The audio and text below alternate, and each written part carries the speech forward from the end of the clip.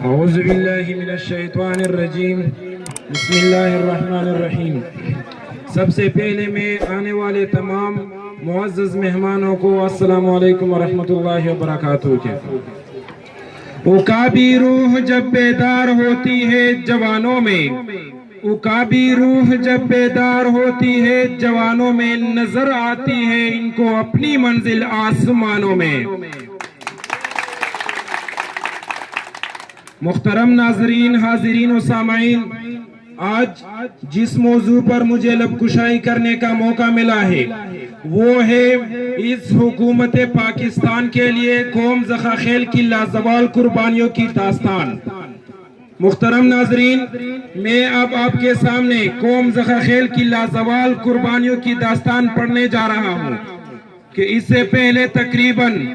10-12 سال پہلے جب حکومت پاکستان نے اپنے سرحدات پر دشمن کی ناپاک نظروں کو جانچ لیا، انہیں پتہ چلا کہ دشمن کی ناپاک نظریں پاکستان اور خاص کر خیبر کی باؤنڈریوں سرحداتوں پر ہے، تو وہ لوگ آئے اور یہاں پر ہمارے نوجوانوں اور بزرگوں کو یہ کہہ کر راغب کیا، تیار کیا کہ یہ سرحدات آپ کی عزت ہے، آپ کی آبرو ہے، اس کے لیے آپ لڑنے کو تیار ہو جائے۔ تو پھر قوم زخاخیل کے نوجوان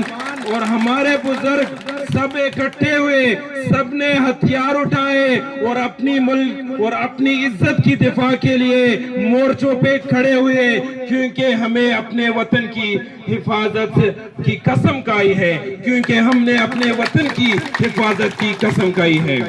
جناب والا، جب دشمن نے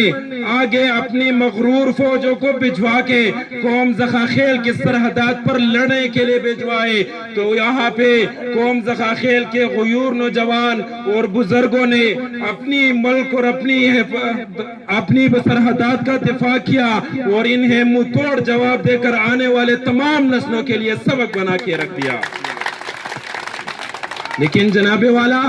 اس کامیابی، یہ کامیابی دعاؤں سے نہیں، اس کامیابی کے پیچھے قوم زخاخیل کی نئی نویلی دلہنوں کی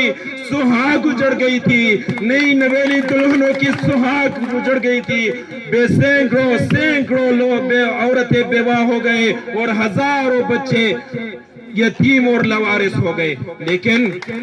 پھر بھی قوم زخاخیل کے ان نئی نویلی دلہنوں نے اپنی اجڑی ہوئی سہاگ قبول کی، یہاں پر یتیم بچوں نے اپنی لاوارثی قبول کی، اور کہا کہ یہ لوگ اور یہ جوان پھر بھی اس ملک پہ اپنی جان نچھاور کریں گے، کیونکہ ہم نے اپنے وطن کی حفاظت کی قسم کھائی ہے، کیونکہ ہم نے اپنے وطن کی حفاظت کی قسم کھائی ہے۔ افراد کے ہاتھوں میں ہے اقوام کی تقدیر، افراد کے ہاتھوں میں ہے اقوام کی تقدیر، ہر فرد ہے ملت کے مقدر کا ستارہ۔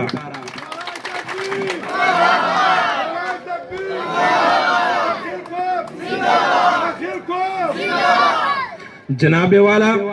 صرف یہی کافی نہیں تھی، پھر بھی دشمنوں نے یہ کہہ کر پھر دوبارہ حملہ آور کرنے کی کوشش کی کہ اب قوم زخاخیل کے عزائم کم ہوئے ہیں، لیکن پھر بھی قوم زخاخیل کے نوجوان اور بزرگ جوش اور ولولے کے ساتھ اپنی سرحدات پر پھر کھڑے ہوئے اور پھر دشمنوں کو ناکام بنا دیا اور سرحدوں کو اپنے قبضے میں لے لیا۔ اس طرح ہر گھر میں، قوم زخاخیل کے ہر گھر میں 2 اور 3 بیوائے عورتیں بیٹھ گئے اور تعداد میں بے شمار تعداد میں بچے لاوارث اور یتیم ہو گئے۔ اس طرح ہمارے دشمن آتے رہے، حملے کرتے رہے،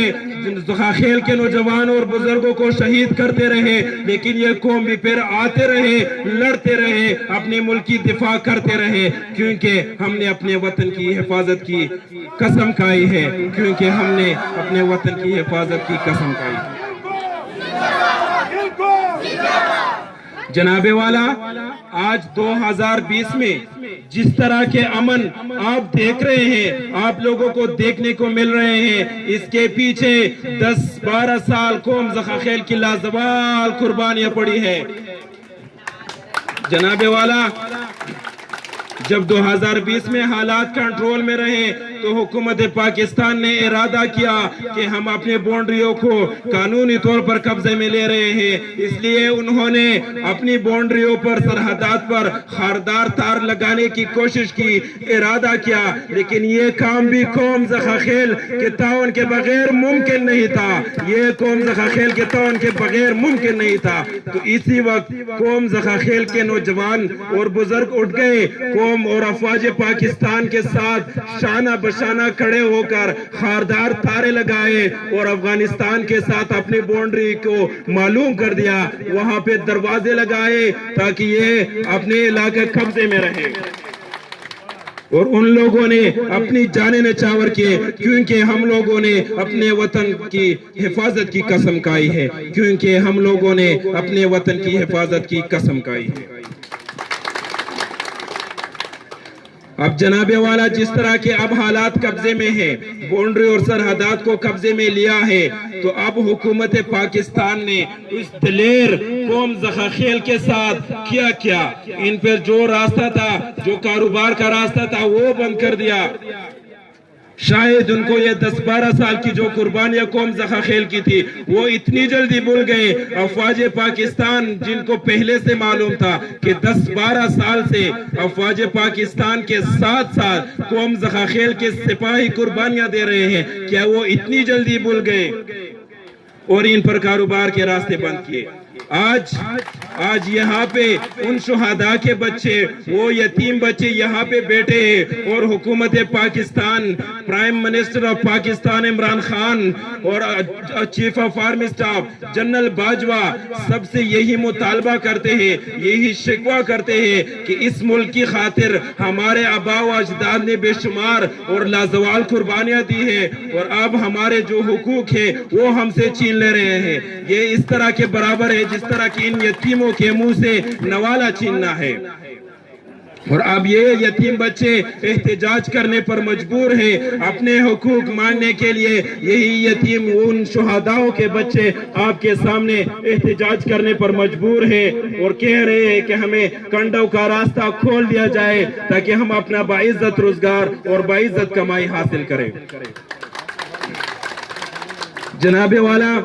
دوسرا مطالبہ یہ کرتے ہیں کہ ہمارے اپنے لوگ، ہمارا خونی رشتہ افغانی بھائیوں کے ساتھ ہے، جو بارڈر پار افغانی ہیں ان کے ساتھ ان کا خونی رشتہ ہے، کبھی ان کی بہن یہاں پہ ہے تو ان کے بھائی ادھر ہیں افغانستان میں، اس لیے جس طرح کی دیگر ایجنسیوں میں ان کے لیے راستہ بحال کیا ہے، اس طرح قوم زخاخیل کی ان یتیم اور شہداء کے بچوں کو بھی بحال کیا جائے۔ اور تیسرا مطالبہ قوم زخاخیل کے ان سی پی گاڑیوں کا ہے جو تقریباً 90%، 80 سے ابو 90% گاڑیاں این سی پی نان کسٹم پیڈ ہے، جس طرح کی دیگر ایجنسیوں کے لیے یہ کھول دیے گئے، کاغذات دیے گئے، کسٹم کرایا گیا ہے، اور وہ لوگ باعزت اور آزادی کے ساتھ پورے پاکستان میں گھوم رہے ہیں۔ اس طرح کی آزادی ہم بھی چاہتے ہیں، ہماری گاڑیوں کو بھی چاہیے۔ اور یہی یتیم بچے، شہداء کے بچے پھر بھی جوش اور ولولے سے کہہ رہے ہیں کہ جس طرح ہمارے آباء و اجداد نے قربانیاں دی ہیں اس ملک کے لیے، اس طرح ہم بھی دیں گے، لڑیں گے، ہمارے آنے والے نسلیں بھی دیں گے، کیونکہ ہم نے اپنے وطن کی حفاظت کی قسم کھائی ہے، کیونکہ ہم نے اپنے وطن کی حفاظت کی قسم کھائی ہے۔ آخر میں